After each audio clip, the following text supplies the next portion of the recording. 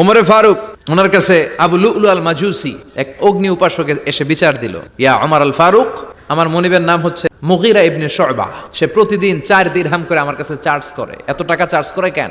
উনি জিজ্ঞেস করলেন, তুমি কি কাম পারো? আমি খঞ্জর বানাইতে পারি। খঞ্জর চিনেন? ছোট্ট ছুরি আরবরা পকেটে রাখে। ওমানের সুলতান কাবুসের ছবি দেখবেন, এখানে একটা খঞ্জর আছে। আমি খঞ্জর বানাইতে পারি। খঞ্জর বানাতে পারো?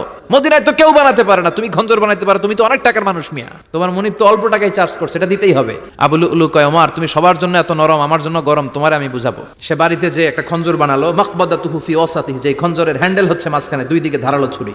এটা ধার দেয় আর কয়, ওমর তোরে আমি বুঝাবো। প্রতিদিন ধার দেয়। সাইয়েদনা ওমরে ফারুক মসজিদে নববীর ইমাম, ওয়াকানু ইউসাল্লুনা বিগালাস, তখন ওনারা অন্ধকারে নামাজ পড়তেন আউয়াল ওয়াক্তে। আমরা তো দেরি করে পড়ি, সুন্নাহ অনুযায়ী আগে আগে পড়া ভালো। আপনি মসজিদুল হারামে গেলে দেখবেন যে কত আগে ফজর পড়ে, ফজরের 1-1.5 ঘন্টা পরে সূর্য ওঠে, ঠিক কিনা? তো সে একবার ছদ্মবেশে ফজরের সময় প্রথম কাতারে যে হাজির, আসলে কিন্তু মাজুসি, সূর্যের পূজা করে। খঞ্জরটা নিয়ে এসে দাঁড়ালেন। ওমরে ফারুক ফজরের সময় ঢুকলেন, বললেন আকিমিস সালাহ, একামত দাও। একামত দেয়া হলো।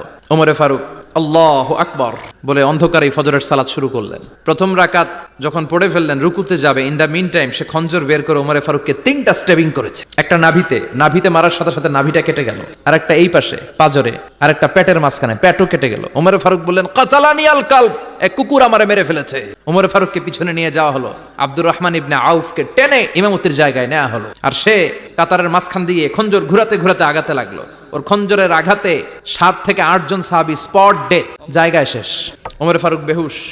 ওমরে ফারুক, ওনার মুখে দুধ দেয়, দুধ ওই নাভি দিয়ে বের হয়ে যায়। নাভিজ দেয়, নাভিজ পেট দিয়ে বের হয়ে যায়। রাষ্ট্রীয় চিকিৎসকরা বুঝতে পারলো উনি আর বাঁচবে না, বেহুশ। সবাই দাঁড়িয়ে আছে। কি হয় আমাদের আমিরুল মুমিনিনের? 10টি বছর তিনি অর্ধ পৃথিবীর শাসন করেছেন, উনার ভয়ে বাঘে মহিষে এক ঘাটে পানি খেত। হুশ ফেরার পরে ওমরে ফারুক বলেন, আমারে মারছে কে? আমার কি অবস্থা, বাঁচবো কিনা? আমার ছেলে আব্দুল্লাহ কোথায়? আব্দুর রহমান কোথায়? আমার বিবিরা কোথায়? কত সম্পদ আমার আছে, কোথায় গেলে ভালো চিকিৎসা পাওয়া যাবে? কিচ্ছু সে বলে না। হুশ ফেরার পরে ওমরে ফারুকের প্রথম প্রশ্নটা ছিল, আসল্লান্নাস, আসল্লান্নাস, আমার দায়িত্বে, আমার নেতৃত্বে যে ফজরের একটা নামাজ শুরু হয়েছিল, এটা কি ঠিক মতো শেষ হয়েছিল?